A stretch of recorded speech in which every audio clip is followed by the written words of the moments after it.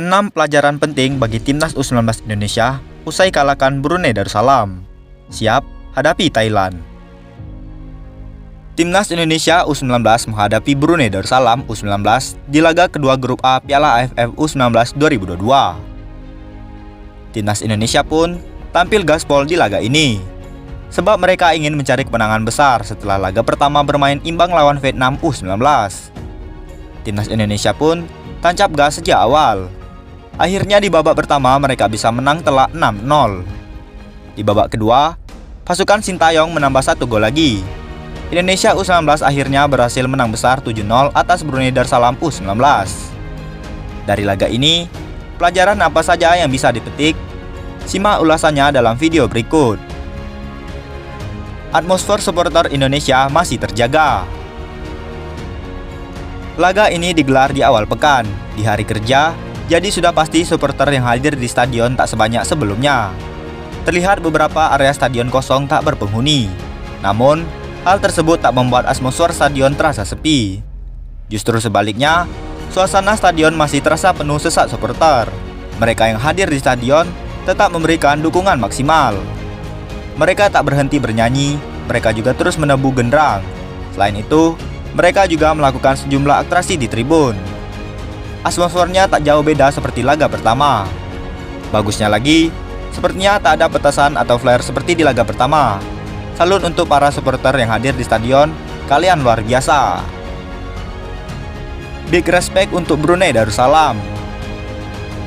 Brunei Darussalam kalah segalanya dari Timnas Indonesia U19. Mereka juga paham akan hal tersebut. Namun, itu tak membuat mereka minder dan kemudian memutuskan bermain bertahan. Mereka masih terus berusaha menyerang dan berjuang mencari gol meski sudah tertinggal jauh. Salutnya lagi, mereka bermain dengan penuh rasa respek pada para penggawa Garuda Nusantara. Mereka tak bermain kasar, tak ada aksi provokasi atau aksi buang-buang waktu. Mereka juga bersikap sportif ketika melanggar pemain Indonesia. Beberapa pemain mereka sempat kesakitan usai berduel lawan pemain Indonesia U19. Namun mereka tetap play on dan pemain yang kesakitan tadi dengan cepat berdiri dan bermain lagi. Usai laga, beberapa pemain Brunei tampak memberikan selamat pada pemain Indonesia. Bahkan ada satu pemain yang melambaikan tangannya ke tribun penonton. Big respect untuk Brunei Darussalam. Penampilan apik Kakang Rudianto. Di laga ini, ada beberapa pemain yang tampil menonjol. Sebut saja Hoki Caraka, Arkan Fikri, dan Marcelino Ferdinand. Namun jelas penampilan Kakang Rudianto juga sangat memukau. Ia tampil luar biasa di pos winger back kanan. Kakang kerap berada di posisi yang tepat untuk mengekspos lubang di pertahanan Brunei. Ia pun kerap bisa masuk ke jauh ke depan dan memberikan umpan matang ke kotak penalti. 2 assist pun ia berikan di laga ini dan harusnya bisa jadi 3. Penampilannya ini tentu membuat kita teringat pada fullback top Eropa macam Dani Alves di masa jayanya atau Trent Alexander-Arnold.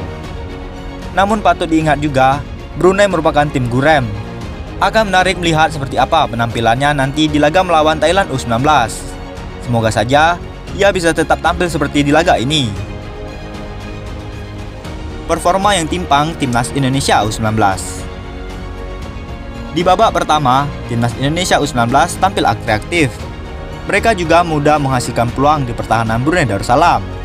Di babak kedua, Timnas Indonesia juga memang masih bisa menciptakan sejumlah peluang, tapi mereka tak seklinis di babak pertama.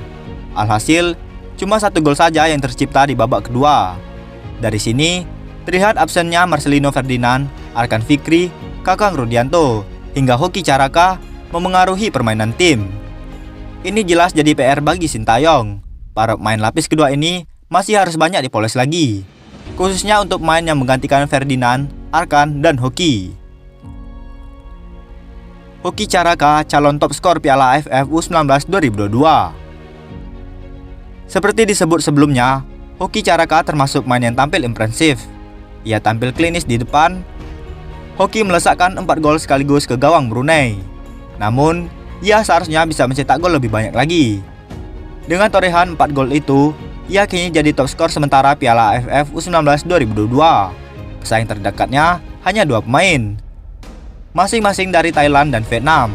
Keduanya juga baru mengemas 2 gol saja. Semoga saja Hoki bisa makin termotivasi untuk tampil ganas usai mencetak quad-trick di laga lawan Brunei ini. Jika ia tampil gacor, yang untung juga timnas Indonesia U19. Tradisi yang terjaga Indonesia versus Brunei Darussalam. Brunei Darussalam memang merupakan tim gurem di kawasan ASEAN.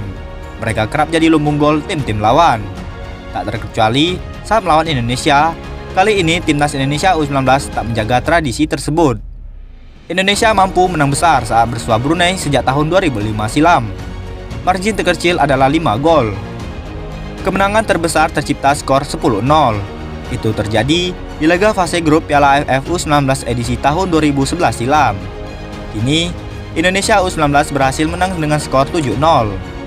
Skor ini jadi skor kemenangan terbesar ketiga sejak tahun 2005 silam. Bagaimana menurut Anda Sobat Bola?